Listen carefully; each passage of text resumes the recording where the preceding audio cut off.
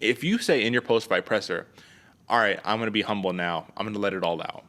And I'm going to let you guys know the reason why I was saying Aljamain Sterling striking sucks and he wouldn't fight me and he's not a dangerous fighter is because, honestly, I knew my shoulder was popping out and I didn't want him to wrestle.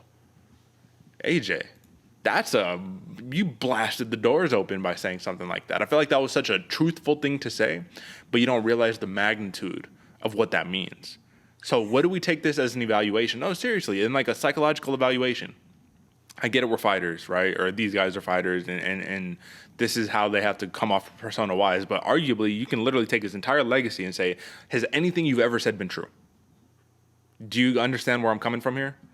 I 100% agree with you, Derek. And not only is the entire legacy of only TJ Dillashaw coming into play, but you gotta take that into a thought process of that's most, if not all, fighters right there. They're gonna say what they need to say to get into where they want to get into to get the money to be paid. Because it's a prize fighting thing, you don't get paid just to show up unless you're the backup fighter. But you don't get paid to train. You don't get paid to do all the X, Y, and Z, all this media stuff. You get paid to step in the ring and fight.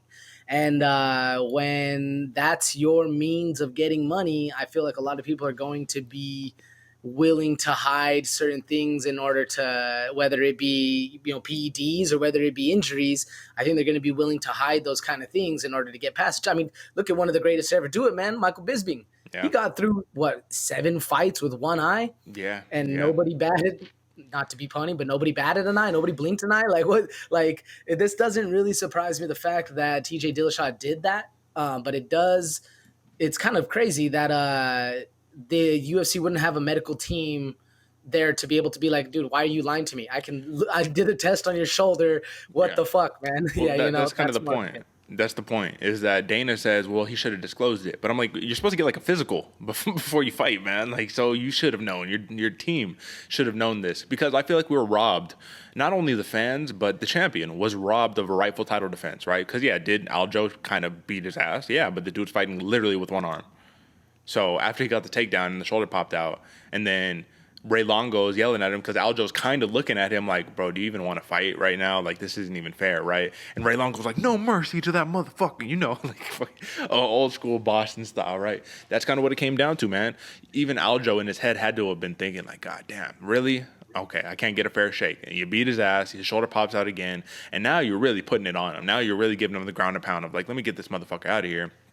And still, but you don't get the credit you deserve. So we can't talk too much about TJ Dillashaw, because this was his opportunity, 36 years old, to become a 3-time bantamweight champion. Didn't work because of a compromised shoulder. I would love to see what the real full deal TJ is, but we know injuries stacking up.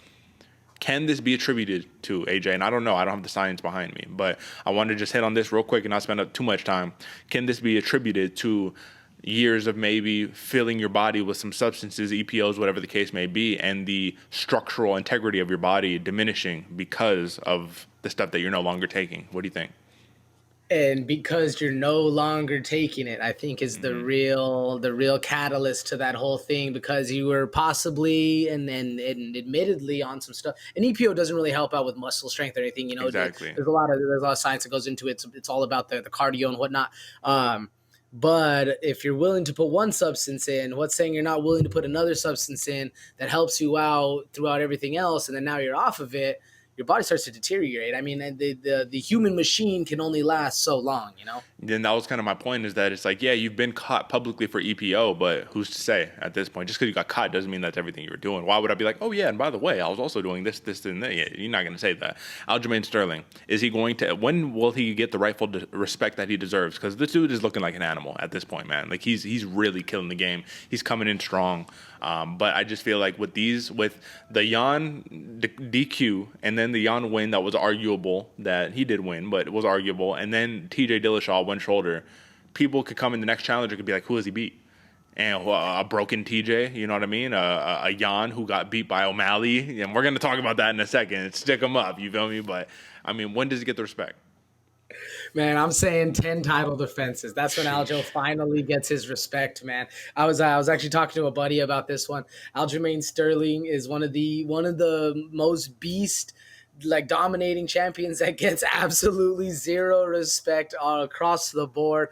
I think it's going to take 7 to 10 title defenses for people to actually start respecting him. But you know who does, man? The people out here that the non-casuals, the hardcores out here, they respect Aljo. But I think for the remainder of everyone else, it's going to take quite a long time, man. And it's a shame. But listen, once again, and still, the Funk Master, man. Funk Jitsu. Let's get it.